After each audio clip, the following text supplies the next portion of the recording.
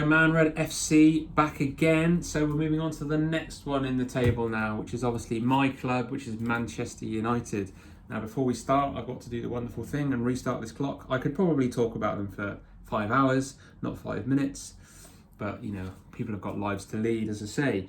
So, season's just gone, sadly, out of the Europa League, finishing third in the Premier League.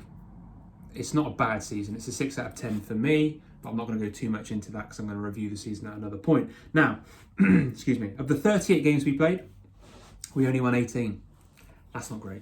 Let's be honest, that is not great. That's less than 50%, which isn't good enough for a Manchester United team.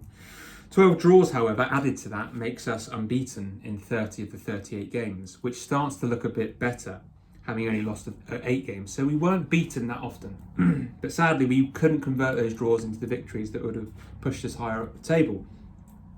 Now, our home record isn't too bad, having only lost twice. Our away record is not brilliant. 8 wins with 6 losses, 29 points. It's not looking good there, is it? So that is a definite improvement that we need to have. And I think that just links into the style of play. Our defence isn't strong enough to be able to kind of withhold a lot of pressure. So I think we need to obviously adopt the same approach at home that we do away. Away that we do at home. Now looking at the goals, 66-4 in 38 is okay. But you look at Man City and Liverpool, and that's why they're so far ahead. Liverpool with 20 more goals, Man City with 14 more goals. I mean, that says it all.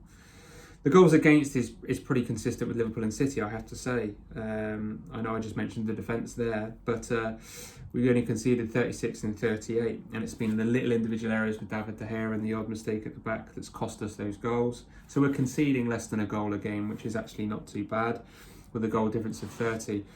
Now, a lot of that did change after one man coming in, obviously Bruno Fernandes, after lockdown. But if you looked before lockdown, it was terrible stats. I think our goal difference was very minimal. So he's had a huge impact there. Now, when we look into the team a bit more, and we look at the stats, so Marcus Rashford, who again has been up and down for me, started the season fantastically, obviously got a horrific spinal injury, and hasn't really worked his way back to form as you'd hope. But again, he's scored 17 and contributed 7 assists. So that's a 24 overall goal contribution in 31 games, which is, you'd have to say, phenomenal for him. Anthony Martial with 17 goals and 6 assists, so fairly consistent, having played 32 games. So you can kind of see that we rely a lot on Marcus Rashford and Anthony Martial. But one thing I'm really excited about is the young man Mason Greenwood. Now, he did play a lot of games, 31 games to be exact. But he scored 10 goals and got an assist.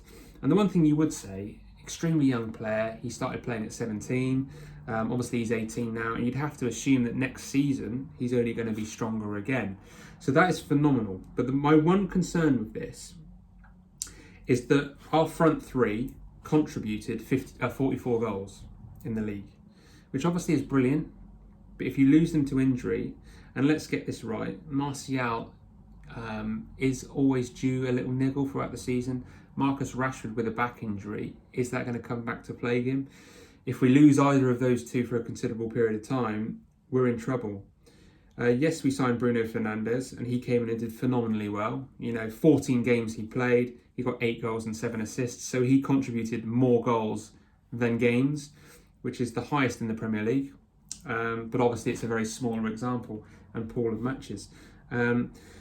So there's room to be positive, but there's a room for a concern. And without any more signings where we sit now, I can't see us pushing above where I think we'll finish, which is third. I think we'll finish third.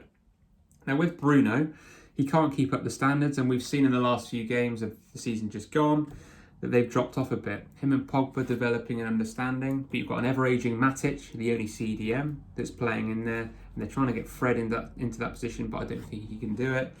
As I said, if we get any injuries up front, we've got huge problems because Dan James isn't very prolific, doesn't really contribute that many goals, with 3 goals and 6 assists in 33 games. So we're not really blessed with a lot of attacking intent, especially with Paul Pogba playing so deep. So I think Manchester United will finish third. And I think that because I think after the rest, Bruno Fernandes will help us obviously push on. And I think with Luke Shaw coming back and Greenwood being that bit older, and Brandon Williams being that much older, Aaron Wan-Bissaka with another year, I think we'll just consolidate that position. But there's absolutely no chance that we'll be closer to Liverpool or Manchester City. So third is where United will finish.